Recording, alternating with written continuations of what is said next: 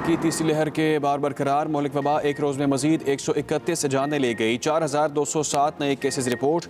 NCOC के मुताबिक मुल्क भर में मुस्बत केसेज की शरह 8.22% और फ़ाल केसेज की तादाद 66,282 हो गई।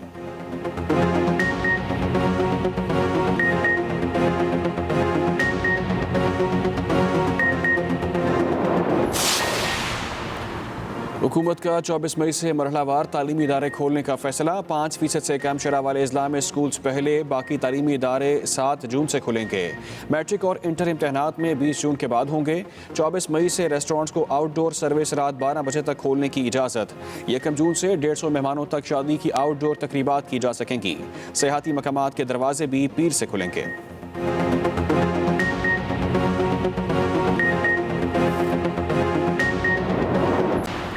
बदीन के हल्का PS 70 के करीब ज़िमनी इलेक्शन में पोलिंग जारी। 6 उम्मीदवार मदे मुकाबिल। पीपल्स पार्टी और JUI में कांटे का मुकाबला मुतवक्के। GDA के JUI के उम्मीदवार की हिमायत का ऐलान। नशिस्त पीपल्स पार्टी के रुकने सूबाई असम्बली बशीर अहमद के इंतकाल के बायस खाली हुई थी।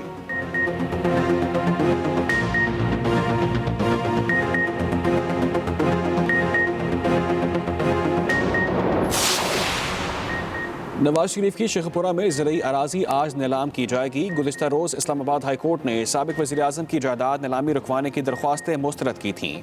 अदालत ने कहा दरख्वास्त गुजार के पास मुतबादिल फॉर्म मौजूद है। नीलामी रुकवाने के लिए ट्रायल कोर्ट से रुजू किया जा सकता है।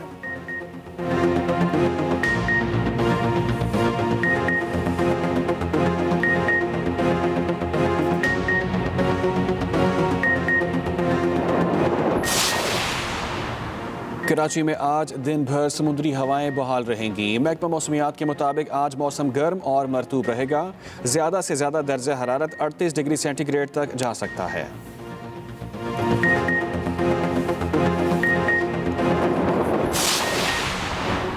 इसराइल की दूसरे हफ्ते भी गजा पर वहशियाना बमबारी जारी। एक सहाफ़ी समेत मजीद 4 फ़लस्तीनी शहीद। 64 मासूम बच्चों समेत शहदा की तादाद 227 हो गई। मगरबी किनारे पर इसराइली फ़ौज की फ़लस्तीनियों पर अंधाधुंध फायरिंग। 4 शहीद, कई ज़ख्मी। इसराइली फ़ौजियों का CNN के सीनियर सहाफ़ी से गैर इंसानी सलूक तशद्दुद का निशाना बनाया।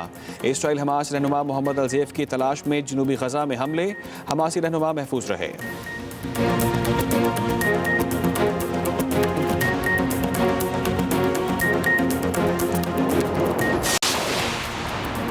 इसराइल के खिलाफ आवाज़ बुलंद करने के लिए वज़ीर ख़ारिजा शाह महमूद कुरैशी न्यूयॉर्क पहुँच गए। तुर्की और फ़लस्तीन के वज़ीर ख़ारिजा भी शाह महमूद कुरैशी के हमरा पहुँचे।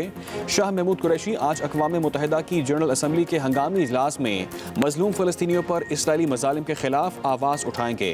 रवानगी से कबल वज़ीर ख़ारिजा की फ़लस्तीनी हमनसब से मुलाकात, मुकम्मल हिमायत का यकीन दिलाया।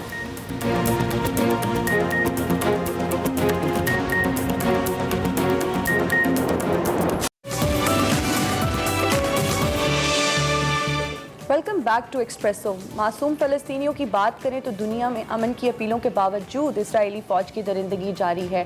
ताज़ा तरीन हमलों में एक सहाफ़ी समेत 4 फ़लस्तीनी शहीद हो चुके हैं, जिससे शहदा की मजमूई तादाद 225 तक पहुँच गई है।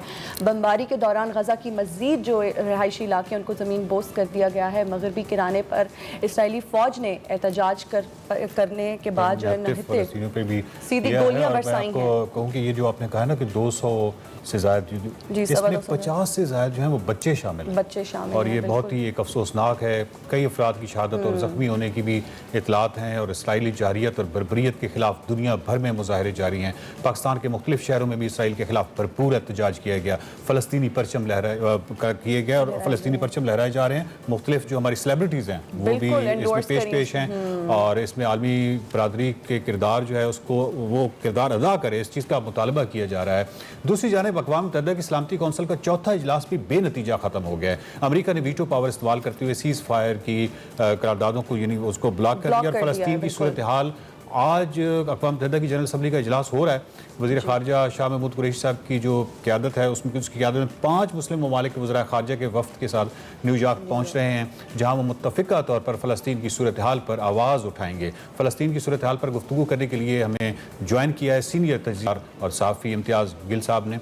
इम्तियाज़ साहब, मेरा सवाल ये है कि हम एक पैटर्न देख रहे हैं इसराइल की रवैये का भी, यानी इसराइल जो है वो पिछले 70-80 साल में आप देखें तो एक वेव आती है जिसमें वो फ़लस्तीन पे चढ़ाई करता है, जुल्म व सितम करता है, और उसके बाद एक वेव जो है वो करारदादों की भी आती है। इस दफ़ा क्या मुख्तलिफ है? क्या ये इसी तरह रहेगा या इसराइल अपनी हरदर्मी की रवायत को इसी तरह बरकरार रखेगा या इस दफ़ा कुछ मुख्तलिफ होगा? देखिए, जो लोग तवक्को करते हैं कि इस दफ़ा कुछ मुख्तलिफ होगा, मेरा ख्याल है वो कोई बहुत ज़्यादा हकीकत पसंदाना उनकी सोच नहीं है।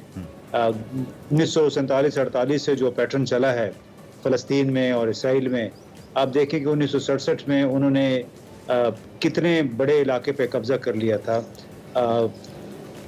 तकरीबन 80% जो फ़लस्तीनी इलाका है वो उस पर अब तक कब्ज़ा हो चुका है इसराइलियों का, मुख्तलिफ हीलो बहानों से गुज़श्ता 40-50 बरसों के दौरान।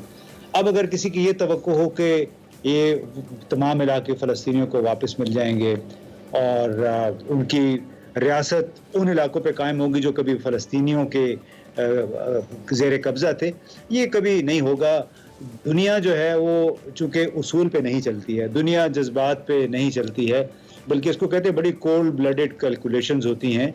सियासी मामला है, इक़्तिसादी मामला है, सिर्फ दुनिया की आबादी का 1% भी नहीं है इसराइल, लेकिन आप अगर वसाइल देखें तमाम यूरोप में और अमेरिका में मिला के जो कि यहूदियों की मलकियत हैं, वो शायद 15-20% कम अज़ कम जो असासे हैं वो यहूदियों के कब्ज़े में हैं, और उसी वजह से वो बड़ी ताकतों की सियासत को भी वो कंट्रोल कर रहे हैं।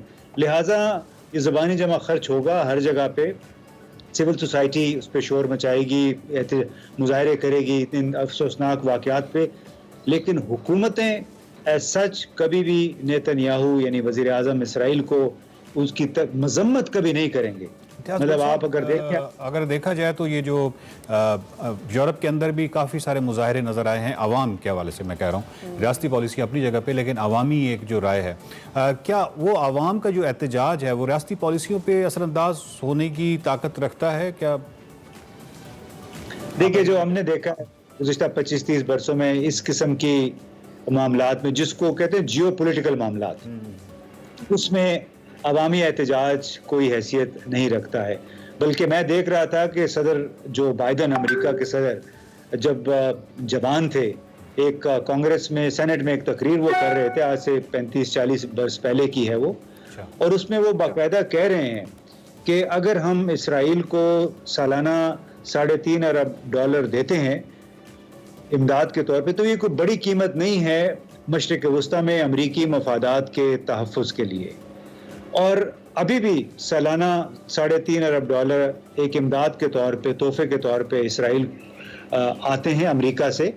और कामिला हारिस नायब सदर ने गुज़श्ता 3-4 दिन पहले कहा भी कि आइंदा 10 साल में हम इसराइल को $38 अरब देंगे और उसके साथ हमारा यही सबसे बड़ा इजहार यकजहती है, and this is not a big price.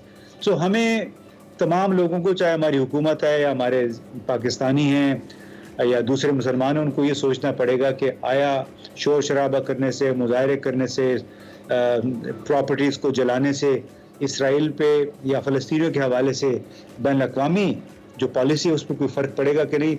मेरा ख्याल है कि उससे कोई बहुत ज़्यादा फ़र्क नहीं पड़ने वाला। लेकिन इससे इम्तियाज़ गुल साहब, आप ये नहीं समझते कि ये जो भी करंट ये फ़लस्तीन का मसला और इसराइल का मामला जारी है, इस पर अमेरिका का जो स्टैंड है, चीन ने बहुत सख्त तनकीद भी की है, तो अमेरिका का ये जो वीटो पावर का इस तरह इस्तेमाल करना है, ये अक़वाम मुत्तहिदा को कुछ गैर मौसर सा नहीं कर रहा?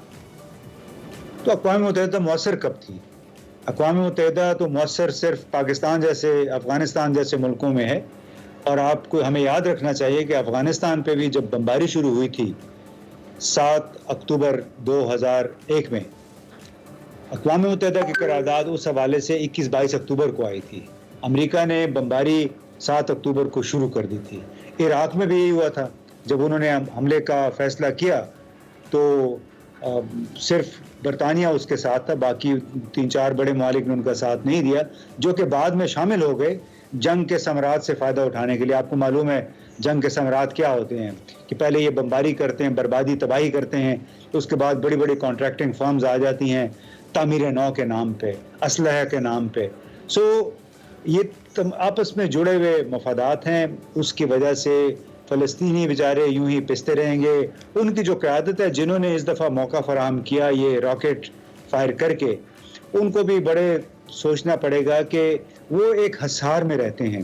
अब नाजरीन के लिए मैं बताता चलूँ, उनको कई को आइडिया भी होगा कि गाज़ा और रमल्ला जो है वो बिल्कुल एक पिंजरे की मानंद है। उसके चारों तरफ इसराइली कंट्रोल है, चारों तरफ। तो इसराइल की इजाज़त के बगैर हम ना गाज़ा जा सकते हैं, ना रमल्ला जा सकते हैं, जहाँ पे फ़लस्तीनी रियासत का जो हेड क्वार्टर है। तो मुकम्मल तौर पे वो इसराइल के शिकंजे में है। इसके मुकम्मल तौर पे इन द सेंस के आपका अगर खुल्लम खुला जो आना जाना है वो तमाम तर इसराइल पे डिपेंड करता है। तो इसलिए अगर कोई ये सोचे कि रमल्ला में या मगरबी पट्टी में, गाज़ा में वो बैठ के इसराइल को मुसख्खर कर लेंगे या इसराइल को अपनी पॉलिसियाँ तब्दील करने पे मजबूर कर देंगे, तो बड़ी खामख्याली है। खामखा कितने हज़ार, 60,000 के करीब फ़लस्तीनी औरतें, बच्चे, बुजुर्ग भी थे उसमें, वो बेघर भी हो गए। ये आप बता रहे थे 200 के करीब शहीद भी हो चुके हैं। तो सवाल ये है कि आया इस किस्म के ये जो रॉकेट, बिल्कुल वो भी घर के बनाए हुए रॉकेट हैं, ये चलाने से आपने इसराइल का क्या बिगाड़ लिया, बल्कि उल्टा मजीद फायर फ्राम इसराइल, यानी मजीद बमबारी शदीद किस्म की उन्होंने उसकी दावत दी। और उसका नतीजा क्या हुआ? नेतन्याहू जो कि हुकूमत नहीं बना पा रहा था, अब उसके मुखालफिन जो सियासी ग्रुप बना रहे थे वो भी उससे तायब हो गए, क्योंकि उन्हें पता चल गया कि इसने जंग शुरू की है और जंग के नाम पे मकबूलियत में मजीद इजाफा हो जाएगा। साहब ये बताइए कि जिस तरह यूरोप में हमने एहतजाज देखा है, अमेरिका में भी एहतजाज देखा है, मतलब रियासतों के जो मफादात हैं, चले वो तो एक पेचीदा साइंस है, लेकिन एक इज्तिमाई शऊर जो है, मतलब जिस तरह हमने देखा है कि लाखों लोग जो हैं उन्होंने प्रोटेस्ट किया सारा, ये चीज़ अरब ममालिक में, अब मैं अरब ममालिक की जो रियासती मामलात हैं उनकी बात नहीं कर रहा, आम आवाम की बात कर रहा हूँ कि मतलब OIC की करारदाद के बाद एक तो उधर से कोई बड़ा बयान सामने नहीं आया, और दूसरा यह है कि वहाँ पे हमें उस तरह के प्रोटेस्ट नज़र नहीं आया, उस तरह के एहतजाज नज़र नहीं आया। मैं इज्तिमाई शऊर की बात करूँ, आवाम की बात करूँ। जी, तो उसमें देखें, उनको इससे मेरा ख्याल है कि आम तौर पर लोगों को फ़लस्तीनियों से बहुत ज़्यादा दिलचस्पी नहीं है, ख़ास तौर पे अरब ममालिक में, क्योंकि उनका मतम-ए-नज़र इस वक्त तमाम तर इक़्तिसादी है। इक़्तिसादी ताल्लुकात देखें ना, जिस तरह साबिक़ सदर ट्रंप ने मुत्तहिदा अरब अमारात पे प्रेशर डाल के इसराइल को तस्लीम भी करवा लिया, राब्ते भी बहाल करवा दिए। तो इससे ये ज़ाहिर हो रहा था कि जितनी भी ये अरब रियासतें हैं, चूँकि ज़्यादातर मोनार्कीज़ हैं, यानी बादशाहतें हैं, और वहाँ पे अवाम जो मर्ज़ी कर लें, होता वही है जो बादशाह सलामत चाहते हैं, और बादशाह सलामत की ख्वाहिश है कि लोग घरों में रहें, उन्हें एहतजाज करने की ज़रूरत नहीं। हाँ, पाकिस्तान जैसे मुल्क जो कि $6 अरब के लिए IMF के मोहताज होते हैं, उनमें उनको ये आगे करते हैं शायद देखे कि आप आएँ, आप मुसलमान मुल्कों के और फ़लस्तीनियों के हुकूक़ के लिए आके खड़े हों, हमें लीड करें। अब तुर्की का आप देखें, एर्दोगान साहब शोर बहुत मचाते हैं, उनकी एयरलाइन अभी तक मुनक़ते नहीं हुई है, अभी तक वो टेल अवीव जा रहे हैं। 80%, 90% एयरलाइंस टेल अवीव नहीं जा रही, मुजाहिरों की वजह से, कई जगह पे यकजहती की वजह से नहीं जा रहे फ़लस्तीनियों के साथ।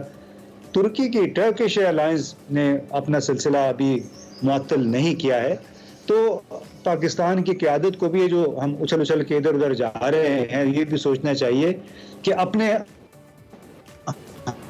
इम्तियाज़ गुल साहब, आपकी आवाज़ कुछ कट रही है। इम्तियाज़ गुल साहब, मेरी आवाज़ आ रही है? तो मैं आखिरी एक सवाल